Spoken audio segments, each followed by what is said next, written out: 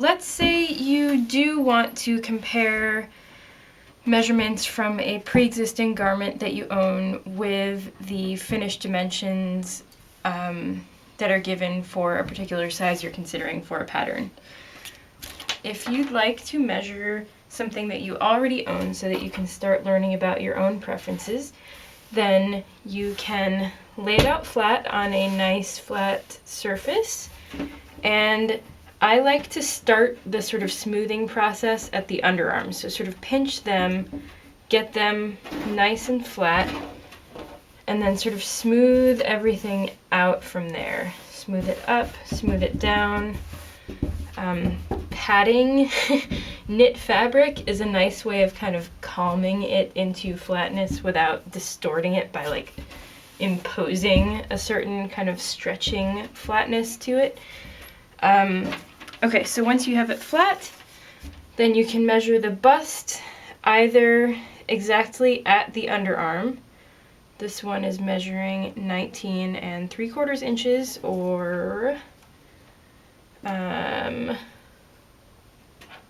about 50 centimeters. Or oftentimes in the garment industry that I work in, oftentimes we measure the bust at about 1 inch below the underarm, because sometimes there's like sudden extra shaping that happens right here. So a truer measure of like the circumference on your body as it sort of levels out is often about 1 inch down. In this case, it's measuring about 19 3/8 inches. Not that that really matters. It'll be different for you. Okay, so that's how to measure the bust.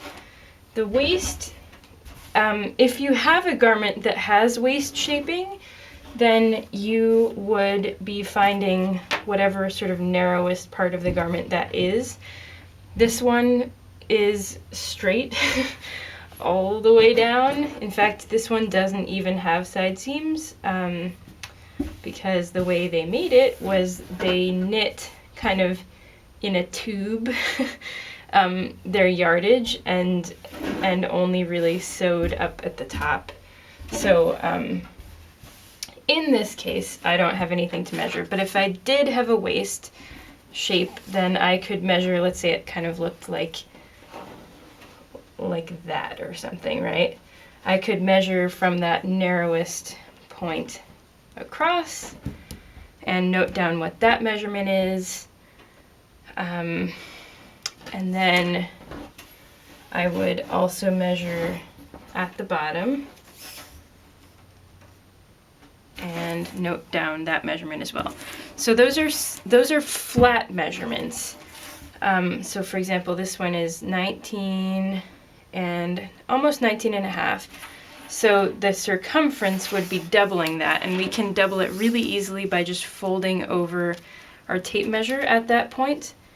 And then it looks like that'll be about 39 inches circumference at the hip, at the sort of body opening at the bottom of the t-shirt. So I'd be doing the same thing here and here if I were trying to compare it to finished garment measurements on the chart, or, you know, measurements from actually measuring my pattern pieces. One more thing that I might want to do is to measure my body length.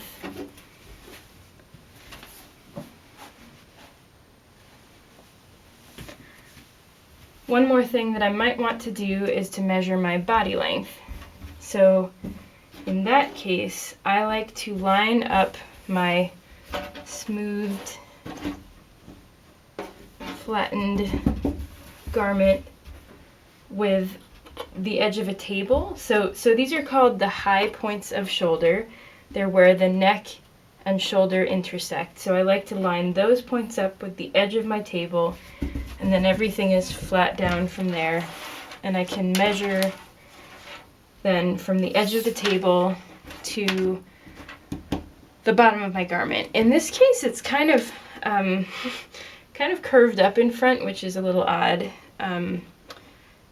So I have two different measurements. I have my body length to my front, and my body length on the back of my garment, and I can kind of decide which one I like to have in my t-shirts. And I might want to compare this number with what the pattern pieces are measuring, and if I decide that I want to lengthen or shorten them, I might have a good guide as to where I want them to land based on measuring something I already own. Another thing that I might want to look at on a pre-existing garment is the neck drop, which is a fancy way of saying how deep the neckline is. So on this one, again, I'm measuring from that high point of shoulder level, and it looks like on this one it's just over 4 inches deep to my center front neck level here.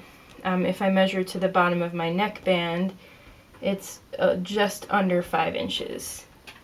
Again, numbers that would be useful to compare to my pattern pieces and decide, do I like the depth? Do I want to adjust it?